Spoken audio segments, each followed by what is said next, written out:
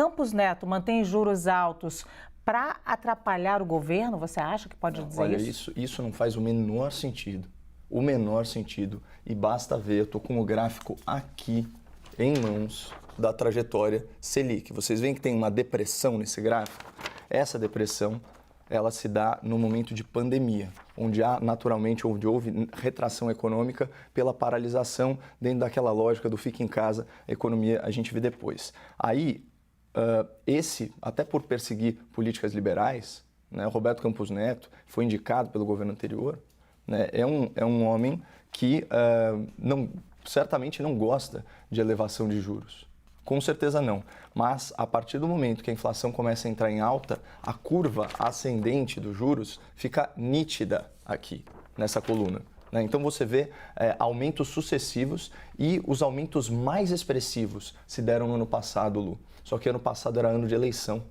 Então isso obviamente prejudicou a reeleição do então candidato Jair Bolsonaro.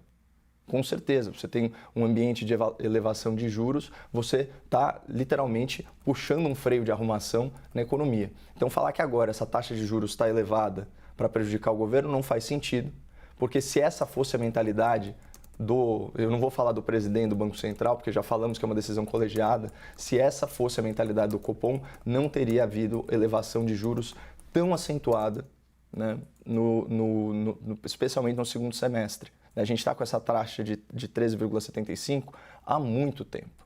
Então, esse argumento ele é falacioso. Não dá para falar que ele está jogando contra o país ou contra o governo de turno. E assim, eu respeito muito a posição dos economistas. A economia é uma ciência muito complexa, mas a verdade é que nenhum deles está com o CPF na reta, né? É uma responsabilidade muito grande, né, que os diretores, né, do Conselho de Política Monetária têm de determinar a taxa de juros. E qual que é a realidade do Brasil? A gente tem, paulatinamente, né, a inflação convergindo para a meta. A gente está numa realidade de crescimento do PIB agora, no primeiro trimestre, de 1,9%. A gente sai de 8,9% ou 8,6% de desemprego, medido pelo IBGE, para 8,3%. E aqui atende-se ao objetivo que o Zé Eduardo delineou tão bem. A gente tem a Bolsa de Valores se recuperando e o dólar caindo. Então você percebe que todos os números macro, embora eles não estejam explodindo, eles estão pelo menos estáveis ou crescendo. Sim. Né? Então isso é muito importante, porque a gente está falando de um país, né, que chegou a bater aí em março de 2021 quase 15% de taxa de desemprego. Então essa política monetária, ela está resistindo ao tempo. Então, a grande ironia que eu queria deixar para a reflexão da nossa audiência, para fechar, Lu, é o seguinte. A mesma política que, na verdade, prejudicou o Bolsonaro vai ajudar muito o Lula. Por quê? Porque o mercado ele gostou da meta de inflação em 3%, ele vê previsibilidade e estabilidade nisso, e esse ataque que a esquerda está fazendo, não só ao presidente, mas à instituição do Banco Central Autônomo, pode simplesmente desestabilizar a economia. Então, ninguém gosta de juro alto, mas eles estão sendo ortodoxos, estão sendo, de certa forma, conservadores, porque a despeito dos juros, inflação está caindo, desemprego está caindo, PIB está subindo, dólar está caindo e bolsa está subindo, paulatinamente, de forma organizada, sustentável, previsível. Muito bem. Zé Eduardo, Campos Neto mantém juros altos para atrapalhar o governo? Não saberia dizer a razão que move o senhor Campos Neto, e acho que talvez isso não seja tão relevante. O que é relevante é verificar que aquilo que o Caio disse nesse momento está em descompasso com a grande maioria dos economistas e dos analistas de mercado. Eu não colocaria na esquerda. Sinceramente, não colocaria analistas de mercado na esquerda, né?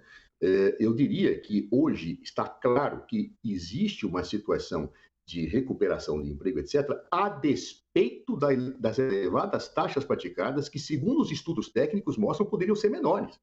Ou seja, o Banco Central, segundo os economistas, eu não sou economista, sou um modesto advogado, mas efetivamente, dentro daquilo que a gente vê de analistas de todos os matizes políticos e ideológicos, inclusive analistas de mercado, se colocam claramente contrários e dizendo, olha, está excessivo, teria que ter baixado, não dá mais para continuar com essa taxa de juros, isso está prejudicando a economia. Isto é voz corrente nos meios técnicos analíticos, embora eu entenda que isso não é uma técnica pura, mas há limites. Há limites.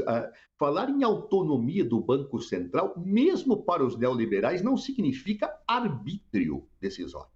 Há uma diferença entre a discricionariedade e a arbitrariedade. A diferença é que a discricionariedade é um exercício de opção legal e a arbitrariedade é o abuso do poder. É quando, diante da realidade técnica demonstrada, se ultrapassa a margem valorativa do possível e do admissível para campear-se a uma situação que é nociva às próprias finalidades que a lei consagra para o agente público que decide. Então, aqui não sou eu que estou dizendo. Isso aí são economistas, analistas de mercado que dizem que a taxa de juros já deveria ter caído.